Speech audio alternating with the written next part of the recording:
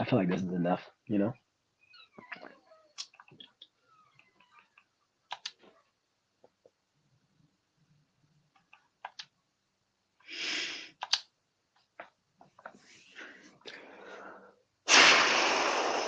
Such a different stage, such a different stage of my life right now. Um, where do I begin? Okay, okay. How we got here, right?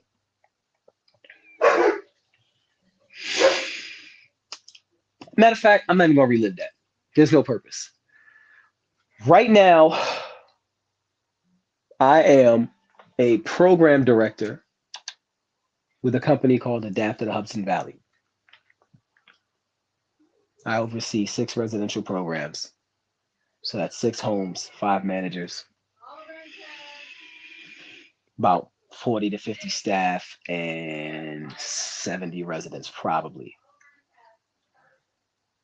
And I learned a lot about myself really quickly. I learned a lot about myself really quickly. Um,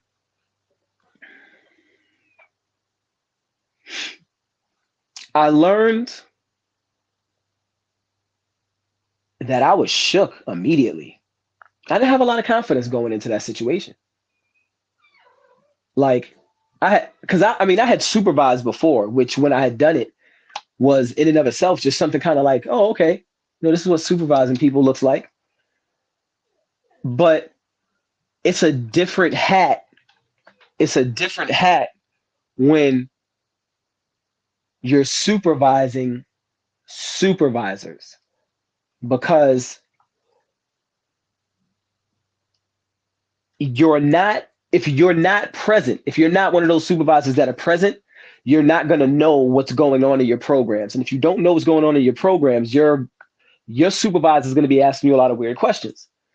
So I've always been a hands-on kind of person. Like I've never not been hands-on. Oh my goodness, this is not aesthetically pleasing. I'm so sorry. Anyway, um, I've always been hands-on. So as a program director, I'm not really called upon to be in my programs, but you should be in the homes that you serve. You should be. You should be working out of your homes. And because I do that, my staff, they look at me strange. Like, they're like, what are you doing? We don't never. And in my mind, I'm like, if you never see your program director, where do they be at? Never mind. I'm having a fun experience with the added responsibility. Um, because pushing myself is something that I sometimes have to be forced to do. And when your job performance and your, job security depend on it, like you make sure you're doing things according to how they're supposed to go. Like, like in my mind, I'm getting more organized, so that's good. This job's kind of it forces you to. It forces you to. But the crazy thing is, I didn't even know that I lacked confidence until I started watching myself not do certain things. And I'm like, why am I not doing that? I know that's what this job called. Man, go ahead and do that. Like, it's like I had to give myself permission again to be confident. And a lot of that stems from everything I had went through past 8 months prior to me getting this job. You know what I'm saying? So being in an emotional state where you feel betrayed, broken, damaged, all those things, and you have to fight back from those feelings to put yourself in a position where you now mentor people every day. That's dope. That's dope. I'm having this entire period of my life is weird. Cause like my daughter's 16 and I say she's 16 only because that's what age she is physically. But with everything she's been through, with the fact that she don't even really hang out with people her age that often, she prefers the company of older people. She really communicates like 19, 20, but the emotional connection to the words Eh, you know what? First of all, what's up? But let me complete the thought. Her emotional reactions to her words are still very much 16.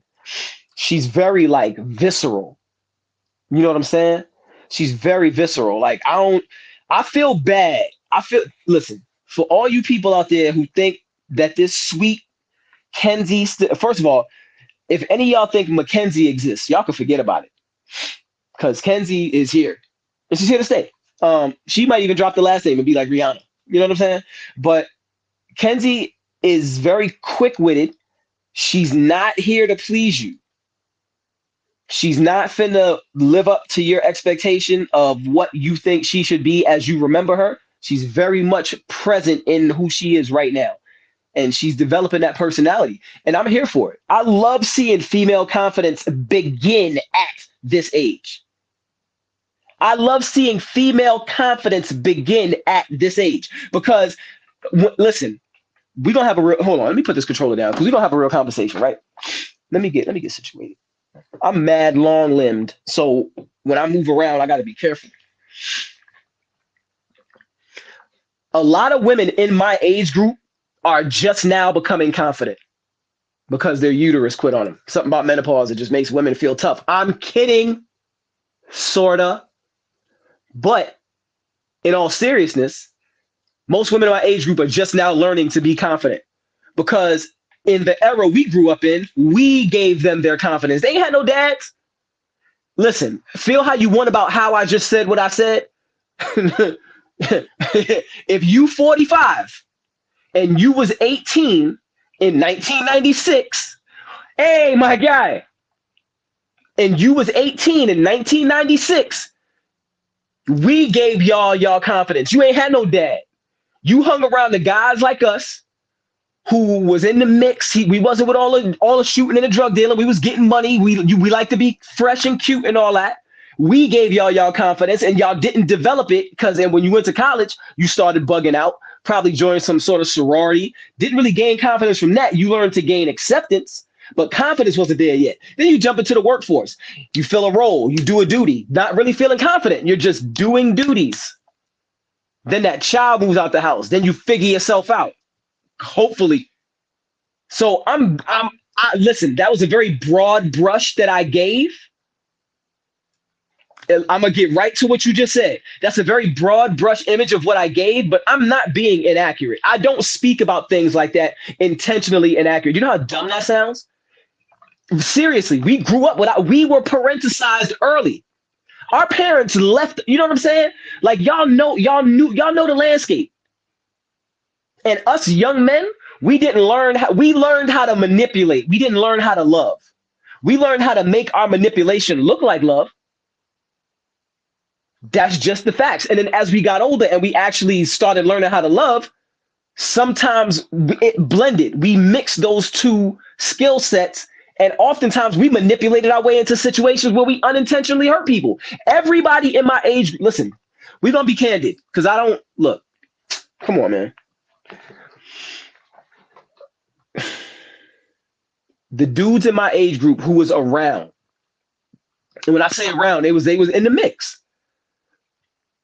We did not want to be the kind of men that our dads were because we saw them as Neanderthals. Like the things that they did, and honestly, a lot of our like a lot of our dads got caught up. You know what I'm saying? When that hurricane came, when crack hit the streets, you know what I'm saying? A lot of our dads jailed and or addicted. It was bad. So we raised ourselves. We were parenticized early. I raised my brother. My dad will tell you that. My mom will fight it, but she knows I did. And there's so many of us that are like that. Shout out to Sabina Flores. That girl raised all of us. We were parenticized early. So we didn't even learn how to navigate socially at an age appropriate fashion. We very rarely navigated and communicated in an age appropriate fashion. Very rarely. Because we had to fill so many roles being the age that we were, being tasked with the day-to-day responsibilities we was tasked with. When you parenticize a person early, they lose all sense of what should be because they're focusing on what is right now. Find a lot of dudes my age doing stuff like this. We wanted to do it when we was young. Actually, I just like it because Kobe did get drafted by the Charlotte Hornets. Excuse me. That was crass. Anyway, so it's, and y'all would not, right? So you know what's crazy? And how we wrapped up, and this is why I say we were so parenticized. We created the word wifey. Our generation created the word wifey, a fictional non-title to identify our girl in our life that we see as our main. Although I'm 17. What? It sounds great. Then Next made a song called Wifey, and they gave us an anthem. I don't even remember the words. At the time, I was probably singing it with mad vibrato. You're my wifey. Shut up. Oh, goodness gracious. Hey, yo. Yo. Listen. The mid the mid to late 90s was the wild wild west.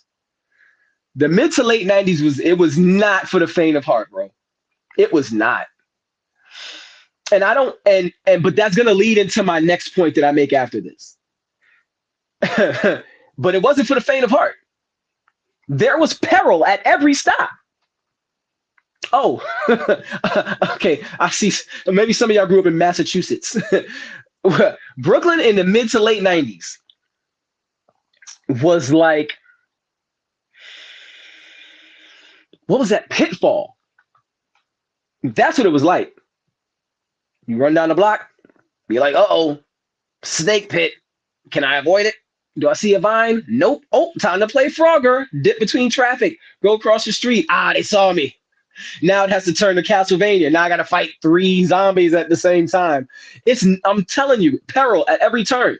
And the thing about it is, and if you really look at, I want all you people, when you see your bald black neighbor in some sort of rural area, and you're like, what's he doing here? He's trying to give his daughter a better life because he don't want her to grow up how he grew up. So he made sure she was raised suburban, much to her chagrin, which is crazy. See, it's crazy because like they don't really understand that we intentionally gave them a soft life so they wouldn't have to face the things that we did, right? They might get it, but they don't get it because they hear us talk to our relatives in our age group about all the stories we tell. Plus, they have access to the internet where there's movies that they can watch from when we was kids. I have no clue why Kenzie likes Friday. I stopped liking that movie a long time ago. Like, just the fact that they have access to, they want to experience the things we did. And I say, most assuredly, no, you do not. The things that girls were doing to each other in violent exchanges, they were throwing hot grease, razor cut in your face. They wanted to like ugly you up, especially if you thought you was cute. Like, it's crazy. Like the things that they would say. Like you don't even understand the adrenaline rush / oh no, there he go, and there's 4 of them, and you can only run for a little bit because you have to stand your ground at some point. In those days, you have to. In this day, they're like, run to the police station, boy. I'm not running the police station. I'll be around. Like, I'm just, you know, yes, raise a blaze to the face. Listen, am I, anybody can, who's from the tri-state area can tell you, if you were in a group of people in a violent skirmish and you heard, everybody stopped moving. Everybody scattered and looked to see who had it. Because that orange box cutter was not a joke. That changed the whole landscape of a fight. One person got the box cutter. Oh, all right, we jumping him. One of us gonna have to eat that. You're gonna have to put the sleeves up, get close. You know, it's a lot. It's a lot of sheesh. But in comparison, the worst problem our children face on a day-to-day basis is not having any money on their Cash App card to DoorDash them a freaking smoothie from Wawa, which costs $12.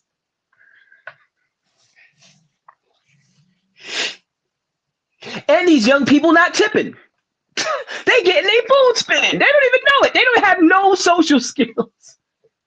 Like, you made this man drop on his bicycle, probably, or his little mitten scooter, because they got the, you know what I'm saying? I don't know how they do it in those areas. I know how they do it in the city. But you made this man drive 6 blocks to deliver you a Wawa smoothie, Robux. You don't even know. I do know.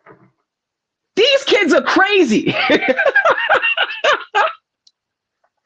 Like, you know how our parents used to say, y'all think money grows on trees?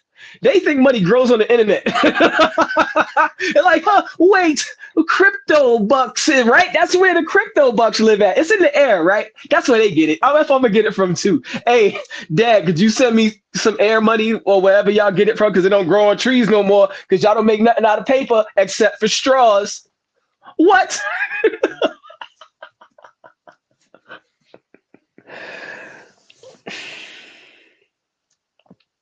It's so annoying. It Parenting is the most insane job you can ask someone to do. It's insane. You're telling me that we have this person, because I'm gonna tell y'all parents something that y'all not gonna like, because this is what's really happening. You have this person, and from the age of umbilical cord cut to 5, you're teaching them right from wrong, yes from no, boundaries, and how to follow directions. From 6 to maybe 11, you're gradually teaching them social skills. Because, but right there, the 0 to 5, they still doing stuff in public. From 6 to 11, now you're taking them out more, they're interacting with more kids, they probably doing sports, you got to teach them social skills. Hey, that's not your brother. You can't punch him when you don't like what he says. Oh, okay, I won't hit you anymore, sorry. Now you got to teach us, now the other kid's dad got to teach him to fight, because who wants that? That is not what you want. Do you know how, like, I don't know, from a parental standpoint, it feels emasculating if my kid gets beat up in front of me. I never wanted to lose a fight in front of my dad. I almost said it. I bit a dude once. I was going to say the N-word, but I'm trying not to say it so much publicly. You know, got responsibilities. You know what I'm saying? But anyway, but yeah. So you're teaching them social skills. You've already parented. Yes, you've already parented. Sorry, your parenting is over. From 0 to 5. Because you taught them what they needed to know. Here, you're like a guide. You're like not even bowling, but you're like bowling bumpers. You're like bowling bumpers, right? because they're going to make mistakes, but you're there to make sure they still bowl a strike because you want to give them confidence. Let them take their own swings. But oh, bumper. Ooh, oh, strike. Good job, bud. Sorry. Yuck. Ill. That's why I never say that, because that's how it sounds coming out. And it sounds fake. I don't even like your kid if I say bud. If I call your kid bud, I don't like your kid. Anyway, so now you're teaching them social skills, but you the bumper. So you making sure they still bowl strikes. Now, here's the window that gets dicey. 12, 13, 14. Now, depending on your kid's level of maturity, 12 can look like 11 or 10. But sometimes it presents as 14, and you might let it be 14, but emotionally it's not 14. So you still need to treat that 12 like 12 or even 11 until it proves to you it's 14. Once it does that, you can kind of lengthen the leash. I'm sorry for the illustration, but for real, what do you want me to say? Oh, the leash. You little savages. Swear, bro. They don't care about us. Like, so, my child texted me the other day, my Uber was a Tesla today. Was that your way of letting me know that you Ubered to work and my bank account is now $15 short? 13 actually, because you didn't tip again. Like, what's wrong with you non-tip? Air money. So it doesn't matter where I get it from or who gets it. Hold on. We're not going to rush, because now that's that dicey age. So now you're now a life coach, whether you like it or not. You not stop acting like a parent right now. Your child does not need to know the right from wrongs. They need their rough edges smoothed with mentoring. So you're life coaching from 14, depends on your child, up. And yes, you do eventually become your child's friend. So cut all that nonsense out. I refute. Listen to me. All y'all old black people and some of y'all old white people need to knock it off. Like, your child is grown. Who do you think you're talking to?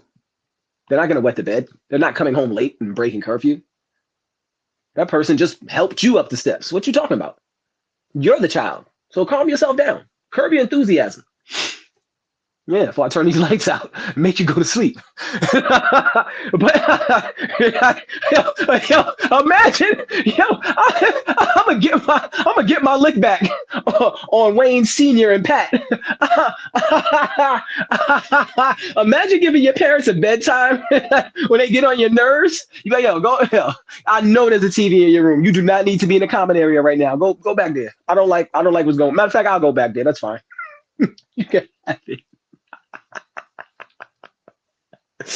Yo, my week is so full that this is me acting out publicly, kinda. But so you're life coaching now. So stop talking to them like they need your advice. They don't need your advice. Here's the thing. A lot of times when a kid is coming to you, they already have a plan. They just want to know if the plan makes sense. Don't say, no, that plan is stupid. Say, what do you want to get out of this? Inquire about their plans. Find out their thought process. That's why you don't know them. Because they come to you with stuff and you're like, that's stupid. Get rid of that. No, hey, what made you want to do that? Like, I ask that question all the time. I don't even be getting mad. See, that's where her mom be getting it wrong at. Stop getting mad at that stuff. I be seething on the inside. Because half the time, okay, let me take a break into action to let you know who Kenzie Ray Howard is. I'm going to clip this for all you people who don't know how she's grown up and who she is as a person. Let me start here. Kenzie's one of the most genuine friends ever. She will I saw her literally give her spare phone, flex again. I don't know. I don't even like her like that. To a friend because her friend got her phone confiscated. Gave her phone to a friend, regretted it immediately, but she'll never make that mistake again. However, she's not with fulfilling your idea of what you think she is as you last remember her, or what you think she should be. She has very strong opinions about things, or no opinions about things that you feel like she should have strong opinions about. I don't know where she gets that from. Anyhow, in saying that, this girl she's maniacal. She's I called her undateable only because I'm not really quick on I've watched her do the boyfriend thing. She oft leaves disappointed because she's looking for things where they don't exist. And it's like, yeah, I'm trying to teach her to stop expecting things from people that haven't proven that they can give them to you because you'll only be disappointed. But, you know, she hard headed. I do know where she gets that from. And I'm not even going to laugh because it's not me. She's talking about for real. But in saying that, when they turn about 16, 17, they're going to be fighting for a lot of independence, right? What you don't want to do is fight with them about independence. Find out what they want to do with that independence. What is their thought process in going into certain situations? You should probably know this by now, but you probably don't because you spent most of your time giving information instead of receiving information. Whenever I go into any environment, I always start off by talking a lot and then I shut up. Nobody notices that. They only remember the talking a lot. They don't remember the part where I shut up, which is fine because I do talk in volumes and in volume. My vocal projection is crazy. I should probably use that when I record, but I find myself restricting my voice when I record because I feel like I sound better when I restrict my voice when I'm rapping. But when I speak, I feel like, you know what I'm saying? In and out. But yeah, man, like we need to change our whole perspective on a lot of the things that we engage in because we set ourselves up to feel a certain way because we're not recognizing the space in life that we're in, the space in life that other people are in, and the space in life that both of us are entering into. That plays a major part in how a lot of your interactions should be understood. I'll break it down like this. When you're interacting with someone, you should understand three things: their motivations, what they think their purpose is, what they see you as, right? So you can ask some qualifying questions, or you can just listen to them talk and they'll tip their own hand depending on the kind of individual that they are. If they're a little more reserved, then you have to ask questions that are less intrusive, but they give you the most amount of information. It's an interview process. I learned that just dealing with juvenile delinquents. But anyway, when you talk to a person, you find out what their motive is, right? Then you just disseminate from there. It's literally that simple. What stage of life are they in currently? What stage of life am I in? I have to listen through that filter. I have to listen through that filter for them. What stage of life are they entering into? Like, how do they see where they're going? How do you see where you're going? How can those two things mean the same thing?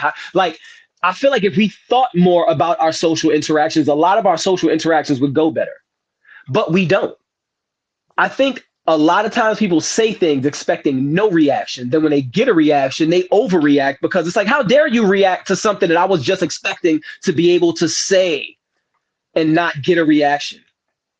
I thought I was going to be, I thought I was just going to be able to speak like I'm typing in the comment section. Then I can just ignore it. No, this is real life. You said that out loud. I felt like this about your words. What? No, don't overreact. You shouldn't have said what you said. You should have kept that in the drafts, but you didn't. Now you got to deal with this. And I'm wild confrontational. So now you got to deal with me. The choice is yours, how your social interactions go. If you thought them more, you wouldn't be in this situation with Wayne Stephen Howard, who loves to get into verbal jousts. Poor fools. Poor fools. I'm going to go play video games now. Yes, sir.